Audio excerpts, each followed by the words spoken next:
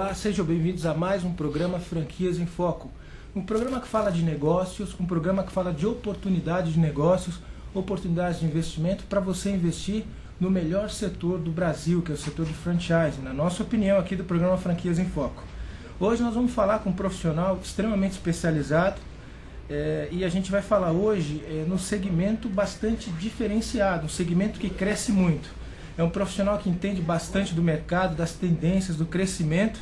E além de falar do segmento que eu vou comentar aqui, a gente vai falar realmente bastante de mercado. Eu tenho o prazer, a honra de receber aqui ao meu lado Eduardo Ohara Morita. Tudo bem, Eduardo? Tudo bem, tudo bom, José Paulo. Obrigado por aceitar o convite. Eu tenho certeza aqui, pelo que a gente conversou antes aqui nos bastidores, que vai ser uma aula de franchise para todos os nossos telespectadores e para todo aquele que quer empreender. Para você conhecer um pouquinho o Eduardo, ele desde 1996, ele atua aí como diretor numa empresa grande. Ele começou como diretor de marketing e expansão, atuando aí diretamente na implantação de todas as lojas da rede no Brasil, que eu vou comentar a rede, e desenvolvimento aí de novos negócios.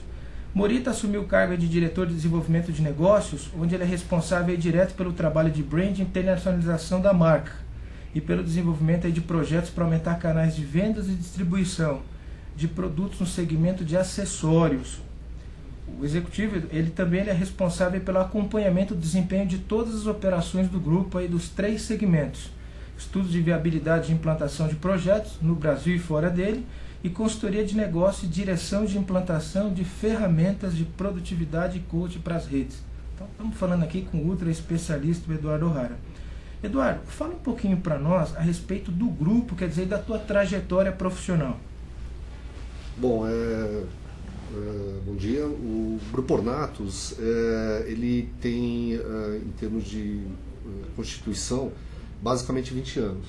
Nós começamos na área de alimentação com a Jin-Jin, no início era comida culinária chinesa, e a questão de 5, 6 anos nós transformamos elas numa culinária oriental, né, mais abrangente, não apenas o segmento de culinária chinesa, mas agregamos a culinária japonesa, a tailandesa, a culinária asiática, né, e obviamente hoje a Jin-Jin está vivendo um outro momento, né, falando especificamente da área de alimentos do Grupo Ornatos, a tal ponto de nós termos desdobrado a Jin-Jin em outras atividades. Uma delas foi a Jin-Jin Sushi, quer dizer, alguns shoppings pediram apenas o segmento de comida japonesa, né, não asiático completo. Nós estamos com uma operação lá em Ribeirão Preto, no Shopping Santa Úrsula, e o Jin-Jin Sushi desdobrou numa outra operação chamada Little Talk, que é uma operação de rodízio de comida japonesa. São restaurantes já no conceito de casual dining, né, que a gente fala, né, restaurante de 300, mais 400 metros de quadrados de operação, e que obviamente vai ter a primeira operação agora em agosto, setembro, inaugurada no Shopping São Caetano do Grupo Multiplan. E recentemente, a questão de 5, 6 meses, dentro da área de alimentação também do grupo, nós trouxemos uma operação europeia, na Europa, em Portugal, na Península Ibérica, atua como Companhia da Sandes, aqui no Brasil vai se chamar Mais Sandwich, que é uma joint venture do Grupo Ornatos com um private equity anglo-português, né, que seria o fundo Explorer. Então, na parte de alimentação, hoje o Grupo Ornatos está com 4 operações. E dentro do segmento de moda, é um pouco paradoxal, mas a gente trabalha com alimentação. Pois eu até no começo, eu vi aqui a diversidade de coisas, né? Eu falei, bom, eu nem vou comentar muito, porque o Eduardo é o especialista e vai explicar pra gente essa diversidade de atuação, né? Exatamente. E aí o que ocorre? Para contar um pouco, né, até para entender, hoje o grupo tem 3 marcas na área de moda, né? A Morana, que é o principal, a Ballonnet, que Morana é segmento de acessórios femininos, a Ballonnet também é acessórios femininos, né? A gente fala que tem uma diferenciação entre Morana e Ballonnet, uma é uma linha mais clássica, quase que uma semi-joia, e a Ballonnet é um produto mais fashion, produto de alta rotatividade. E a gente criou recentemente a Love Brands, que é uma parceria da Ballonnet com outras 2 marcas no mercado, que é a Imaginária e a Poké, que nós resolvemos fazer uma operação para atuar em cidades de baixa população, né? O pessoal pergunta, nossa, mas você estava na alimentação, fui para a moda, né? Respondendo um pouco a pergunta, é que na realidade, basicamente 10 anos atrás, nós entendemos que a alimentação era um segmento que um pouco mais lento, digamos, em termos de expansão. Entendi. Porque exige uma preparação do operador do franqueado um pouco mais extensa. Né? E aí, obviamente, quando a gente fala, se propõe a ser um franqueador, subentende-se expansão e crescimento, até para fortalecer a estrutura de retaguarda, a franqueadora. E foi nesse sentido que a gente, observando o mercado, né, observando alguns segmentos, falou, vamos optar no segmento feminino, né? A gente estava em shoppings, né? E a gente falou, shopping é um mundo, obviamente, cujo mercado feminino é um grande funcionador do consumo. E o grupo tinha o know-how na área de bijuteria, de acessórios femininos. Foi aí que a gente, obviamente, fez todo um trabalho de branding, né? Para formar uma marca líder no mercado e que tivesse essa boa lembrança junto às consumidoras. Né? Foi aí que surgiu a Murana, e a gente costuma dizer que a relação com a Gengin é justamente esse expertise como franqueador da alimentação, que é um segmento extremamente complexo, propiciou, digamos, um know-how, uma bagagem de negócios para, obviamente, formatar a atividade no segmento de acessórios femininos. Né? Então, hoje, o grupo Ornatos teria condições de não só atuar na alimentação e moda, mas também, de repente, absorver um novo conceito, claro, preferencialmente nesses dois segmentos, mas também de outros segmentos, porque tem os fundamentos de como ser um bom franqueador para o investidor, para o franqueado. Né? Perfeito, alguma coisa que tenha sinergia. Exatamente. Eduardo, tem uma curiosidade aqui, não tem a ver muito com franquia. Claro. Você falou em comida japonesa e chinesa, Tá. yakisoba. Yakisoba é uma comida japonesa ou chinesa? Porque eu já fui em alguns lugares que o pessoal falou que é chinesa, outro é japonesa. O que é yakisoba, hein? Você sabe dizer isso daí, a história desse yakisoba? Olha, o yakisoba, na realidade, o termo, até porque eu sou descendente japonês, o termo é mais japonês. Né? Yaki, frito, soba, enfim, a origem é japonesa. Mas se a gente for analisar o prato em si, a origem é chinesa. Né? Ele veio da China. Na realidade, eu acho que quase praticamente tudo que originou os outros países asiáticos veio da China. Né? A China, que é a cultura mais milenar que todas. Né? Então, obviamente, eu acho que foram havendo algumas adaptações em cada um dos países. Né? Obviamente, o Japão acabou adaptando o yakisoba e exportou isso para o mundo, né? Em termos de know-how. Mas ele originalmente veio da China, até que tem a história do Marco Polo, que descobriu o macarrão na China, né? Toda aquela coisa lá atrás. Então, o nome emblemático ficou o nome japonês. Né? Muito legal. Exato. Eduardo, muita gente que nos assiste aqui são executivos que querem ter o seu primeiro negócio e veem na franquia uma segurança maior de investimento. São pessoas que trabalham hoje, têm o sonho de ter seu negócio próprio. Quer dizer, eu queria que você comentasse um pouquinho para esse pessoal o que é franquia, né? A tua visão como franqueado do que é franquia. Perfeito. Obviamente, coincidentemente, o grupo tem uma atuação muito boa, muito grande até na ABF. O nosso sócio-diretor lá, que é o Jai, ele é diretor da área internacional da ABF, pertence também ao comitê de ética, né, da ABF. Nós também diretamente auxiliamos em algumas atividades, algumas palestras que são ministradas lá, então a gente fica bem à vontade de falar desse assunto. Na realidade, o franquia é um sistema de negócios, né, que obviamente teve sua origem não no Brasil, mas nos Estados Unidos. Né, a gente fala de Coca-Cola, Singer, tem uma literatura aí que versa sobre o assunto.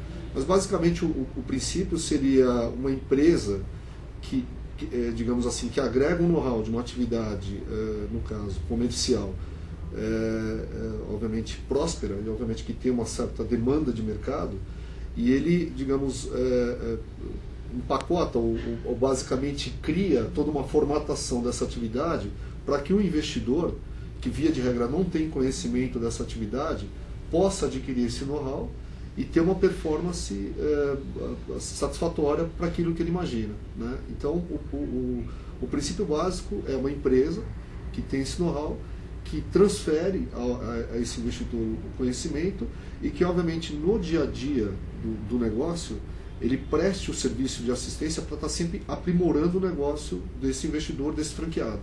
Né? Então, é uma relação de troca até. Nós consideramos, obviamente, que o sistema mais, digamos assim, exemplar, o mais satisfatório, seja essa relação de networking, um trabalho entre as partes. Mesmo porque o comércio, o varejo, ele vai evoluindo, ele vai ter mudanças, o cliente vai mudando de hábito, de consumo, e é importante essa relação da informação que também vem da ponta de venda. Então é importante o investidor entender, quando ele entra numa rede, ele obviamente não tem muito conhecimento e vai depender muito do franqueador. Mas depois, no dia a dia, ele vai ter tanto ou até mais conhecimento que a própria franqueadora. E está no dia a dia ali da operação, né? Exato, exato. E aí ele acaba agregando, e por esse motivo que nós, no nosso caso, a gente incentiva muito esses meetings, esses encontros, né, de convenções, workshops entre franqueados e franqueadores, reuniões de conselho, para que a gente esteja sempre trocando informações, né, para aprimorar o nosso negócio. Né? Interessante. E, na verdade, uma pergunta que eu sempre faço aqui para os meus entrevistados, quer dizer, qual que é a diferença entre ser executivo e ser um franqueado? O executivo, ele está lá na empresa dele, ele tem o staff, ele decide e tal. O franqueado também decide até certo ponto na unidade dele, não? Sim, sem dúvida. Também eu posso falar que eu tenho uma certa vivência própria, porque eu também sou franqueado também, né? Sou executivo franqueado. A gente tem que separar até claramente essa atuação, porque o executivo ele tem obrigações de olhar a rede como um todo, né? Então, no primeiro momento a gente montou lojas na cidade de São Paulo, depois no estado de São Paulo, depois fomos partir para outros estados, né? Começamos a partir com operações exterior, né? Imaginem, a gente vai agregando cultura e conhecimento das mais variadas frentes de mercados possíveis, né? Então, o executivo basicamente ele tem que ter essa neutralidade da visão como um todo, agregando e buscando aquilo que é melhor para o todo, e não apenas para uma unidade. O franqueado, por sua vez, ele tem uma atuação mais local, mas veja, não que não seja importante também, ele é igualmente importante, porque desse know-how e dessa visão local de mercado, ele faz com que o negócio dele potencialize, porque às vezes existem uma série de detalhes, no caso do produto, da adequação do produto, que vai falar melhor com esse mercado local dele. Então daí a importância digamos assim, por isso que eu falei no início, dessa importância da troca de informações. Porque como nós, enquanto franqueadores, não estamos na ponta de venda, é muito importante receber essa informação para processarmos, e às vezes essa informação está acontecendo em outros mercados também, e faz com que a rede cresça, porque às vezes uma benfeitoria para um local serve para outra também. Ou às vezes uma prática errada também é um erro que vai deixar de ser cometido por um outro franqueado. Então essa troca de informações é essencial para que possa acontecer. Então, basicamente, respondendo a pergunta, o franqueador tem que ter essa visão mais geral, mais macro, né? E o franqueado mais local. Entendi. A gente sabe que o bolso é uma das partes mais sensíveis do ser humano, né? As pessoas têm medo de perder dinheiro e tal, de uma maneira geral, especialmente aqueles que querem abrir um negócio. De tanto ver no Sebrae essas estatísticas de empresas que abrem, quebram, a gente sabe que no franchise isso é muito mais positivo. Como que o franqueado que quer abrir um negócio, mas não sabe em quê? Não sabe se é alimentação, se é calçado, se é isso, se é aquilo. O que você sugere? Existe algum método, existe alguma forma para ele poder se conhecer melhor ou até entender o mercado, para ele poder decidir onde ele vai investir? Sem dúvida. A gente, basicamente, como a gente até tem os dois segmentos, né, que são dois segmentos distintos, a gente tem um hábito de fazer algum tipo de trabalho com o investidor, no sentido de identificar com ele aquilo que ele tem vocação, né? O que ele basicamente se identifica, e nas reuniões, né, o nosso dia a dia é fazer reunião com investidores, a gente costuma conversar com ele no sentido de que ele precisa estar muito à vontade naquele negócio que ele está optando. Se por algum motivo ele não se identifica, ele não gosta de estar lá dentro, né, em termos de operar o segmento da alimentação, o segmento de moda, o segmento de ensino, idiomas, né, perfumaria, tem vários segmentos aí na área de franchising, ele não vai ser uma pessoa feliz, né? Porque, imagina, ele subentende-se que o franqueado tem que estar todo dia na operação. Isso é um princípio de alguma forma se fazer presente. Tem que ter uma identidade muito grande. Então, por esse motivo, posso dizer que acho que toda semana tem reuniões de até colocar em xeque se ele quer aquilo mesmo. Né? Perguntar para o investidor, olha, me conta um pouco do teu dia a dia. No nosso caso específico, nós fazemos testes vocacionais até para identificar isso daí. E em ele tendo dúvida, a gente costuma sugerir ele que ele visite nossas lojas, fale com nossos franqueados, né, seja da alimentação ou até de outros segmentos, até para certificar que é aquilo que ele se identifica mesmo, né, porque é o velho ditado, né? Que o olho do dono que engorda o gado, né? Então isso aí esse ditado ainda hoje em dia vale? Vale totalmente. Então essa história do investidor pegar uma pessoa para pôr para trabalhar na franquia dele, ele entra com o dinheiro e põe um gerente ou sei lá quem para tocar, você acha que, quer dizer, pode dar certo, mas é melhor que ele esteja perto? A gente costuma falar que para um primeiro negócio é fundamental essa atuação dele diretamente no negócio nos primeiros momentos. Os primeiros momentos podem ser alguns meses ou anos até, para ele dominar o negócio, né? Eu tenho franqueados hoje que tem 10, 12, 15 operações, mas ele já estão com 10 anos de história com a gente. Então ele começa a agregar um outro know-how de formar pessoas, formar gerentes, mas é um estágio um pouco mais avançado, como se fosse uma evolução natural. Mas eu não consigo ver, hoje nós já estamos com mais de 300 operações, 200 franqueados, algum caso em que ele basicamente não atuou.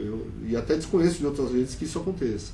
É fundamental, a partir do princípio que ele até não tem conhecimento daquilo, que ele vivencie de maneira intensa, para depois ele ganhando certa autonomia de não ter que estar mais à frente da operação, né? Então, essa história que eu até, foi antes de mim, há uns 20 anos atrás, né, que a gente viu o franchise vivendo naquele momento em que eram investidores, basicamente colocavam capital.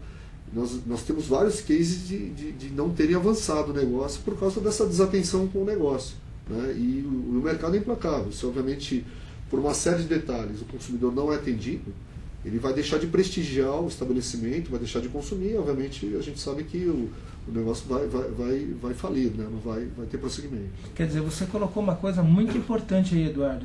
Mesmo o modelo de negócio sendo comprovado, tendo tido sucesso em várias praças, em vários lugares, para uma operação nova, isso não significa garantia de sucesso. É necessário que o dono do negócio que esteja próximo realmente para assegurar esses padrões e para maximizar lá os resultados? Sem dúvida, sem dúvida. A gente teve e a gente percebe a evolução, né? No primeiro momento, se eu voltar uns 5, 10 anos, a gente percebia franqueados atribuindo muito da responsabilidade à franqueadora do êxito do negócio dele. A gente fez uma convenção faz uns 3, 4 meses e fizemos uma enquete. Devia ter algo em torno de quase 200 franqueados lá. E é impressionante que a maioria atribui hoje já um grau maior de responsabilidade a ele mesmo.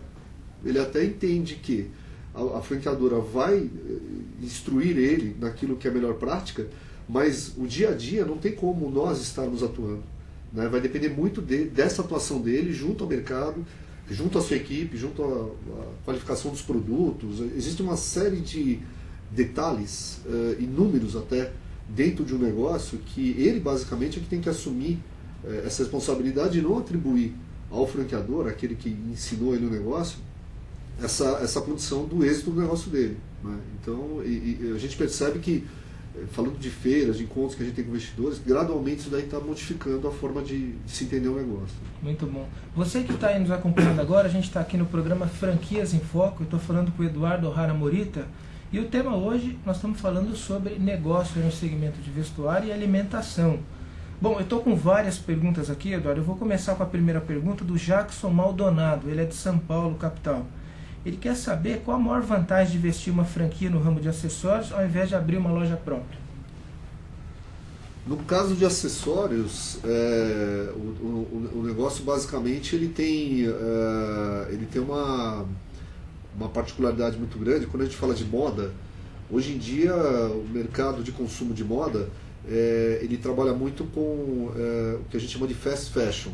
Se a gente for olhar para outros continentes, que tem loja na Europa e nos Estados Unidos, hoje o consumidor está ávido por novidades.